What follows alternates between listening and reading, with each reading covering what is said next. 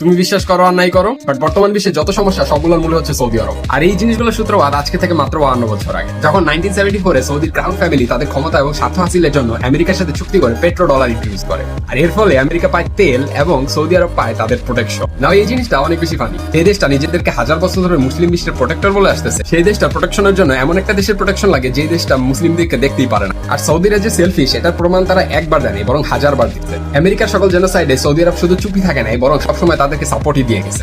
Iraq, Afghanistan, Syria, Somalia, Libya এবং বর্তমানে Iran এটাকেও সৌদি আরব সবসময় জার্মান শেপার্ডের মতো আমেরিকার পাশেই ছিল। এবং কিছুদিন আগে তো তারা এটাও বলছে যে ইরান নাকি মুসলিম নেশনই না। তবে সময়টা একটু পরিবর্তন হইতেছে, কারণ এখন যখন ইরান সৌদির উপরে অ্যাটাক করে তখন সৌদির বাবা আমেরিকা এখন আর তাদেরকে বাঁচাইতে আসে না। পুরো মুসলিম বিশ্বকে ধ্বংস করে দেওয়ার পরে সৌদি এখন তার নিজের ধ্বংসের লাস্ট প্রহর গুনতেছে। কারণ কিছুদিন পরে ইসরায়েল যখন তাদের দেশের অর্ধেক অংশ নিয়ে নিবে তখন তারা বুঝবে যে পুরো বিশ্বের সাথে গাদ্দারি করার ফলাফলটা আসলে কি। কারণ অন্য দেশের পা চাটলেই কোনো ক্ষমতা আসলে চিরস্থায়ী হয় না। আর আমার মনে হয় বাংলাদেশের এই জিনিসটা থেকে কিছু শেখা উচিত।